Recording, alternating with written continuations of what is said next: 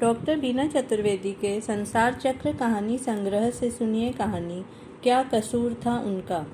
यह एक बहुत ही सभ्य, सुशील, संस्कारवान और सुशिक्षित लड़की मीनल की कहानी है। मीनल की शादी के बाद गर्भवती होने पर उसके पति और सास ने जबरदस्ती उसका भ्रूण परीक्षण करवाया। कन्या की पहचान होने पर उसे समाप्त भी करवा दिया। परिणाम स्वरूप मीनल को सदमा पहुंचा और उसकी दिमागी हालत खराब हो गई। उसके ससुराल वाले उसे उसके माता पिता के पास पटक गए। मीनल और उस अजन्मी बच्ची का क्या कसूर था? सुनिए कहानी क्या कसूर था उनका। सोहनलाल की बेटी मीनल बहुत ही सभ्य, सुशील और संस्कारवान थी। ईश्वर ने उसे अतुलनीय सौंदर्य की स्वामिनी बनाकर भेजा था। दुबली पतली, लंबी, तीखे नैन नक्श और गौर वर्ण। वह जितनी सुंदर थी उतनी ही कुशाग्र और मेधावी भी थी। बचपन से प्रत्येक कक्षा में प्रथम स्थान से उत्तीर्ण होती रही। कॉलेज और विश्वविद्यालय में भी हमेशा गोल्ड मेडलिस्ट रही। कंप्यूटर साइंस से एमटेक और एमबीए किया। एक बहुराष्ट्रीय कंपनियां बहुत अच्छे पैकेज के साथ उसे नौकरी मिल गई। मीनल अपने जीवन से पूर्ण संतुष्ट थी। उसके माता पिता को भी अपनी बेटी की कामयाबी पर बहुत गर्व होता था।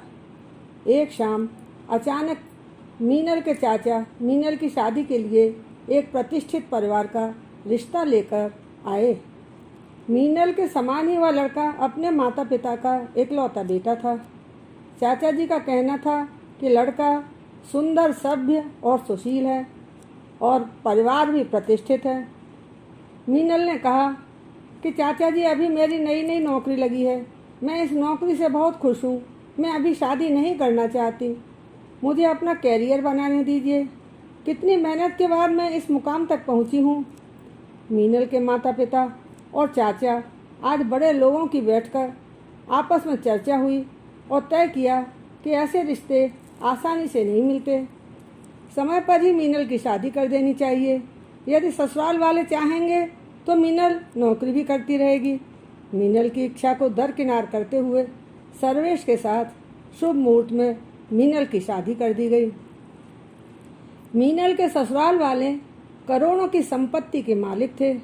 उनका लंबा चौड़ा व्यापार था। महिलाओं से नौकरी करवाना अपनी शान के खिलाफ समझते थे। अतः उन्होंने मीनल को नौकरी नहीं करने दी। स्वतंत्र विचारों वाली इतनी होशियार और प्रतिभाशाली लड़की महलनुमा कैद खाने में बंद हो गई थी। मीनल को अंदर ही अंदर घुटन होने लगी। वह विवश थी, लाचार थी। बड़ी मुश्किल से उसने अपने आप को संभाला था। ससुराल में मिले एकांतवास के बीच सामंजस्य बैठाने का वह भरसक प्रयास कर रही थी। वह नहीं चाहती थी कि उसके व्यवहार से ससुराल के लोगों को ठेस पहुँचे। मीनल की सास बहुत ही पुराने ख्यालों की महिला थी। वह प्राचीन घिसी पिटी परंपराओं और रीत रिवाजों से इस हद तक बंधे रहना चाहती थी कि अपने आगे वह किसी की भी कोई बात मानने के लिए कतई तैयार नहीं होती थी। सर्वेश के पिताजी की माँ के सामने बोलती बंद रहती थी। सर्वेश अपनी माँ की हाँ में हाँ मिलाते रहते। उनकी किसी भी बात को वह टाल नहीं सकते थे। मीनल से भी वह इसी तरह की आशा रखते थे। कुल मिलाकर घर में माताजी का ही एक छत्र साम्राज्य था। वह जो कह देती उसे ब्रह्म वाक्य समझकर सम्मानते थे। शादी के 1 वर्ष पश्चात मीनल गर्भवती हो गई। घर में खुशियां मनाई जाने लगीं। देवी देवताओं को प्रसन्न करने के लिए पूजा पाठ के आयोजन होने लगे। खानदान का वारिस जो आने वाला था। जब घर में सासू माँ हमेशा इसी बात की चर्चा करती रहती थी। उनका कहना था कि पहली संतान बेटा ही होना चाहिए। बेटा बाप का सहारा बनता है, उसका दाहिना हाथ होता है। हमारे इतने बड़े कारोबार को वही आगे बढ़ाएगा। बेटी होने पर वह पराए घर चली जाएगी, हमारे किसी काम की नहीं रहेगी। मीनल से वह हर समय यही कहती कि बेटा चाहिए हमको, बेटा चाहिए हमको। एक दिन बहुत हिम्मत करके मीनल ने उनसे मुस्कुराकर कहा, मम्मी जी, यह कोई हाथ की बात है क्या? तानाशाही प्रवृत्ति के अनुसार माताजी ने जवाब दिया, क्यों नहीं है हाथ की बात? मैंने भी तो देखो पहले संतान के रूप में बेटे को ही जन्म दिया था और मैं तुमसे भी यही चाहती हूँ। मीनल चुप होकर रह गई। वह उनसे क्या कहती। मीनल की सास को तसल्ली नहीं हो रही थी। उनके खुराफाती दिमाग में कुछ न कुछ उल जलूल बातें हमेशा चलती रहती। अब माँ ने बेटे से कहा कि मीनल का भ्रूण परीक्षण करवा लिया जाए। सर्वेश को माँ की सलाह ठीक लगी। दोनों ने आपस में बातचीत करके निर्णय ले लिया। मीनल को इस बात की भनक भी नहीं लगने दी। सर्वेश की माँ की एक महिला डॉक्टर से अच्छी जान पहचान थी। डॉक्टर को विश्वास में लेकर और रुपयों का लालच देकर यह कार्य करवाया जा रहा था। मीनल अपने हाल में खुश थी। नव आगंतुक की कल्पना में खोई रहती थी। आने वाले शिशु के लिए अनेक सपने संजोती रहती थी। मीनल छोटे बच्चों से बहुत प्यार करती थी। अब तो उसका स्वयं का शिशु आने वाला था। उसने अपने कमरे में छोटे बच्चों की अनगिनत तस्वीरें लगा रखी थीं। हर समय उन तस्वीरों को देख देख कर मन ही मन प्रसन्न होती रहती। सर्वेश को इन तस्वीरों में कोई रुचि या आकर्षण नहीं था। वह इन सब से अनजान बना रहता। एक दिन मीनल की सास ने कहा, बहू कल तुमको हम लोग अस्पताल लेकर चलेंगे तुम्हारी जांच करवाने के लिए। हमें तसल्ली कर लेनी चाहिए कि हमारे घर में आने वाले वारिस का विकास सही ढंग से हो रहा है या नहीं। सुबह जल्दी ही चलना है, अतः तुम तैयार रहना। मीनल की सास और पति सर्वेश उसकी साधारण जांच करवाने के बहाने अस्पताल ले गए। उसे इस बात की तनिक भी आशंका नहीं थी कि उसके साथ इतनी बड़ी चाल चली जा रही थी। भ्रूण परीक्षण से मालूम हुआ कि मीनल के पेट में पल रहा भ्रूण एक कन्या का है। माँ बेटे ने डॉक्टर को पहले से ही यह हिदायत दे रखी थी कि यदि भ्रूण कन्या का हो तो तुरंत ही उसे समाप्त कर देना। अतः डॉक्टर द्वारा इसकी व्यवस्था की जाने लगी। मीनल का दिल अंदर ही अंदर बहुत घबरा रहा था। न मालूम क्यों उसे ऐसा आभास हो रहा था जैसे उसके साथ कुछ गलत होने वाला है। मीनल ने डॉक्टर से पूछा, क्या बात है, सब ठीक तो है? आप लोगों ने मुझे क्यों लेटा रखा है? चेकअप तो हो गया, अब मुझे जाने क्यों नहीं दे रहे हैं आप? उसे डॉक्टर के ऊपर संदेह होने लगा। डॉक्टर कमरे के बाहर मीनल की सास व सर्वेश से सलाह मशवरा करने लगी। उसी बीच मीनल ने नर्स से पूछा कि किस कारण से उसे रोका गया है। आप लोग किसकी तैयारी कर रही हैं? नर्स मीनल के प्रश्नों का कोई जवाब नहीं दे रही थी। मीनल ने नर्स को डरा धमकाकर सब बात उगलवा ली और वह उठकर खड़ी हो गई। सर्वेश और सासू माँ की घटिया चाल के बारे में जानकर मीनल को बहुत गुस्सा आने लगा। उसने नर्स से कहा कि वह तुरंत बाहर जाए और उन दोनों को लेकर आए। कमरे के दरवाजे पर दो लड़कों को खड़ा कर रखा था कि यदि मीनल बाहर आने की कोशिश करे तो उसे वहीं रोके रखा जाए। सर्वेश और माताजी अंदर आकर मीनल को डांटने लगे। मीनल का गुस्सा साथ में आसमान पर पहुंच चुका था। मीनल उन्हें कानून की धमकी देने लगी। सासू जी बहुत ही तेज तर्रार महिला थी। वह अपने निर्णय से टस से मस नहीं हुई। उन्होंने डॉक्टर से कहा कि इसके हाथ पर बांधकर इसे बेहोश कर दीजिए और फिर जैसा मैंने कहा वैसा ही कीजिए। देरी करने की जरूरत नहीं है। दो नर्सों ने मीनल के हाथ पैर पकड़कर बेहोशी का इंजेक्शन लगा दिया। इसके बाद शीघ्रता से इस घृणित कार्य को अंजाम दे दिया गया। इस असह्य घटना को मीनल सहन नहीं कर सकी। इस मर्मांतक पीड़ा ने उसके दिमाग को बहुत आघात पहुंचाया। मीनल अपनी सुध-बुध खो बैठी। उसकी हालत विक्षिप्तों जैसी हो गई। वह समझ गई कि उसके पेट में कन्या के भ्रूण की पहचान होने पर उसकी सास और पति ने मिलकर उसे समाप्त कर दिया है। मीनल बेबस और लाचार थी। उसकी दिमागी हालत खराब हो गई। वह छोटी बच्ची जैसा व्यवहार करने लगी। नवजात शिशु के रोने जैसी आवाज़ें निकालती रहती। स्वयं नवजात शिशु के रूप में अपनी पीड़ा को बयान करने लगती। कहती, मेरा अपराध क्या था जो मुझे इस संसार में आने से पहले ही खींचकर फेंक दिया? मुझ बेकसूर को इस तरह से क्यों मार डाला? क्या मैं अपनी माँ के कलेजे का टुकड़ा नहीं थी? हे भगवान, क्या दुनिया के लोग ऐसे होते हैं? मैं अपनी पीड़ा कैसे सुनाऊं? यहाँ मेरा अपना कोई नहीं है। मेरे नसीब में बस रोना ही लिखा है। कन्या का जीवन अभिशाप क्यों है? धरती पर आने से पहले ही मुझ अनजान का यह हाल कर दिया। जन्म लेने के बाद पता नहीं ये अमानवीय लोग कन्या के साथ कैसा बर्ताव करते होंगे। कोई मुझे बताए तो कि मेरा कसूर क्या था। ओह, मुझे कचरे के डिब्बे में डाल दिया है।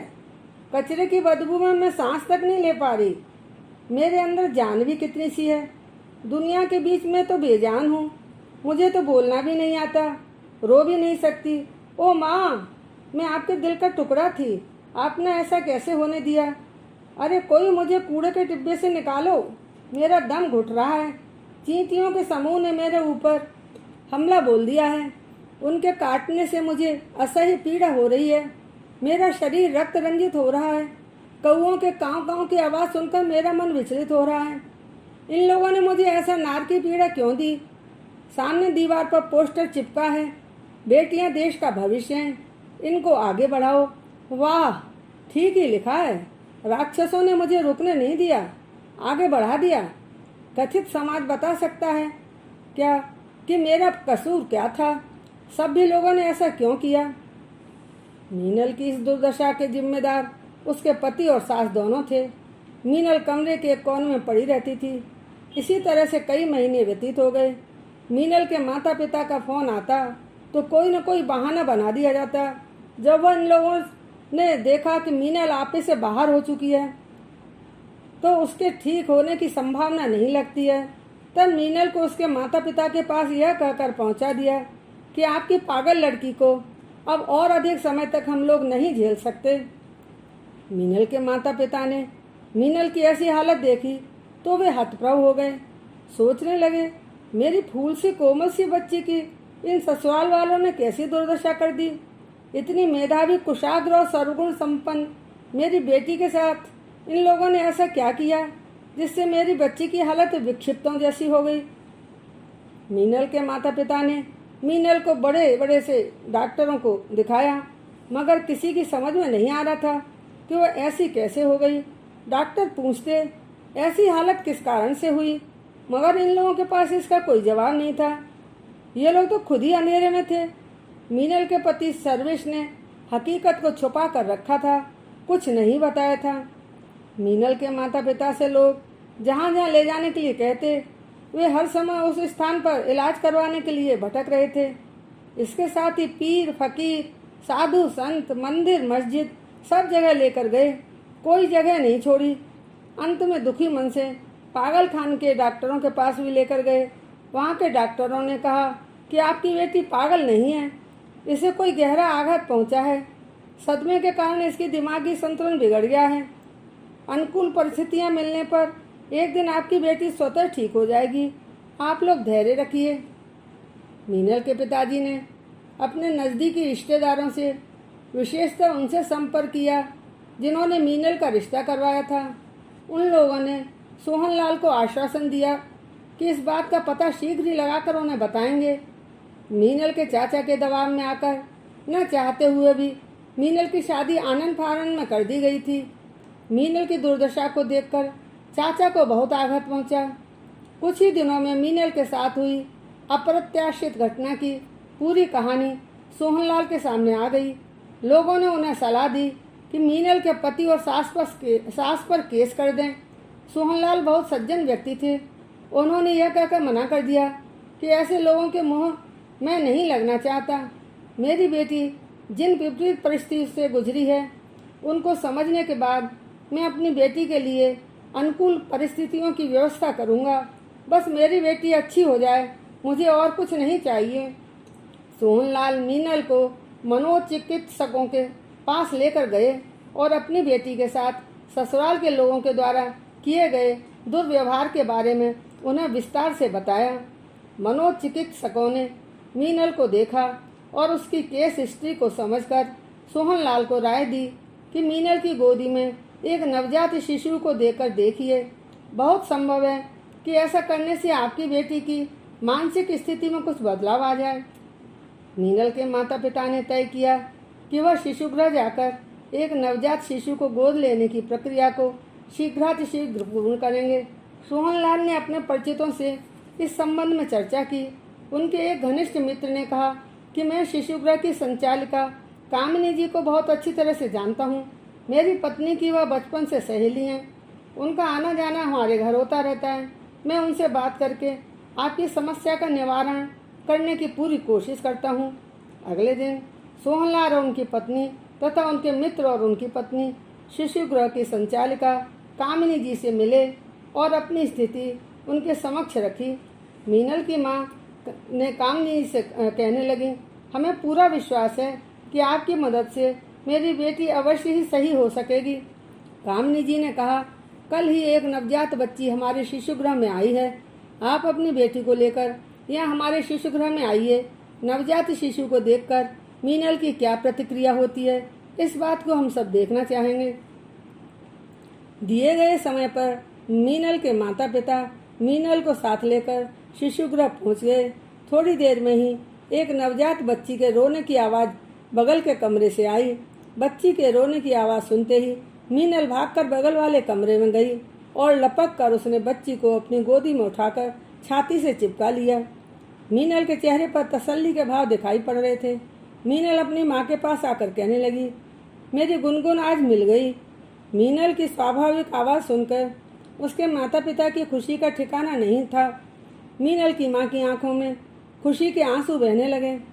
मीनल की माँ कामिनी जी को धन्यवाद देते हुए उनसे हाथ जोड़कर निवेदन करने लगी, अब आपको यह बच्ची मुझे आज और अभी देनी होगी। मैं जीवन पर्यंत आपके इस एहसान तले दबी रहूंगी। आपने मेरी बेटी की जिंदगी को संवार दिया। कामिनी जी ने कहा कि ठीक है, मैं इस बच्ची की कागजी कार्यवाही पूरी करके आपको दे रही हूँ। भगवान करे इस बच्ची के आ जाने से आपकी बेटी की दिमागी संतुलन ठीक हो जाए और अपनी बेटी को पूर्ववत हालत में देखकर आपको संतोष मिले। गुनगुन को अपनी छाती से चिपकाकर सुमधुर स्वर में मीनल लोरी गा रही थी। इस दृश्य को देखकर सब लोग अचंभे में पड़ गए कि विक्षिप्तावस्था में आई इस लड़की पर क्षण भर में जादू के समान असर कैसे हो गया। मीनल की माँ कहने लगी, मेरी बेटी अपनी सुध खो बैठी थी, मगर आज इस बच्ची के आ जाने से मेरी अपनी मीनल मुझे मिल गई है। मीनल के ठीक हो जाने पर सोहनलाल के रिश्तेदारों ने उन्हें सलाह दी वह मीनल के ससुराल वालों पर केस करें। सोहनलाल ने यह कहकर टाल दिया, यदि सामने वाला अपनी इंसानियत छोड़ दे तो यह उनकी समस्या है। मैं इंसानों से संपर्क करना पसंद करता हूँ, हैवानों से नहीं। मेरी बच्ची मेरे पास है, मुझे अब और कुछ नहीं चाहिए। ऊपर वाले के घर में देर है, अंधेर नहीं है। मीनल की माँ कहने लगी, आखिर क्या कसूर था उस अजन्मी बच्ची का और मेरी बेटी मीनल का। लोगों ने एक को संसार में आने से पहले ही खत्म कर दिया और दूसरी का जीवन बर्बाद कर दिया।